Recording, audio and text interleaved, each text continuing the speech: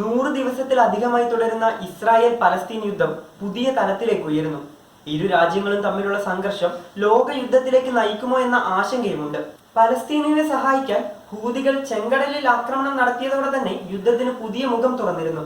ഇപ്പോഴിതാ ഇസ്രായേലിന്റെ ഇറാഖിലുള്ള രഹസ്യാന്വേഷണ കേന്ദ്രം ഇറാൻ ആക്രമിച്ചിരിക്കുകയാണ്. ഇറാഖിന്റെ സ്വയംഭരണ പ്രദേശമായ കുർദിസ്ഥാന്റെ തലസ്ഥാനമായ എർബിലിലെ ഇസ്രായേലി രഹസ്യാന്വേഷണ കേന്ദ്രമാണ് ഇറാൻ സായുധ സേനയുടെ ഭാഗമായ ഇസ്ലാമിക് റവല്യൂഷണറി ഗാർഡ് കോർപ്സ് ആക്രമിച്ചത്.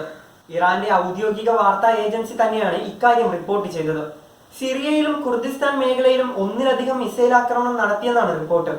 ആക്രമണത്തിൽ 4 പേർ കൊല്ലപ്പെടുകയും 6 പേർക്ക് പരിക്കേൽക്കുകയും ചെയ്തിട്ടുണ്ട്. കൊല്ലപ്പെട്ടവരിൽ പ്രമുഖ വ്യവസായി പെഷ്രോ ദിസായും ഉൾപ്പെടുന്നുവെന്നാണ് റിപ്പോർട്ട്. കുർദിസ്ഥാനിലെ മൊസാദിന്റെ ആസ്ഥാനമെന്ന് ആരോപിക്കപ്പെടുന്നിടത്താണ് ആക്രമണം ഉണ്ടായത്.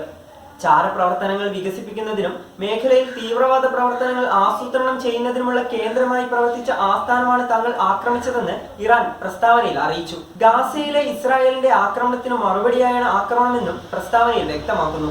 ആക്രമണത്തെ യുഎസും ശക്തമായി അപലപിച്ചിട്ടുണ്ട്.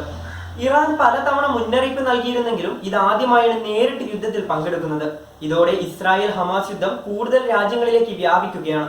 അതിനിടെ ഏദൻ കടലിടുക്കിൽ ചരക്ക് കപ്പലിന് നേരെ വീണ്ടും ഹൂതികൾ ആക്രമണം നടത്തിയിരുന്നു.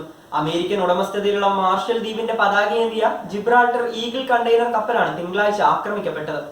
ബാലിസ്റ്റിക് മിസൈൽ ഉപയോഗിച്ചായിരുന്നു ഹൂതി വിമത സംഘത്തിന്റെ ആക്രമണം.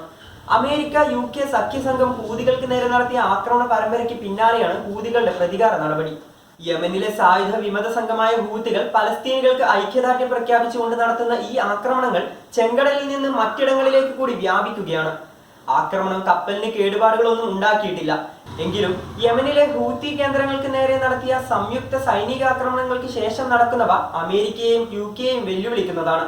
വാണിജ്യ കപ്പലുകൾ ആക്രമിക്കുന്നതിനുള്ള ഹൂതികളുടെ ശേഷിയെ തകർക്കാൻ ലോകത്തെ വൻ ശക്തികൾക്ക് സാധിച്ചില്ല എന്നതുകൂടിയാണ് പുതിയ സംഭവ വികാസങ്ങൾ സൂചിപ്പിക്കുന്നത്.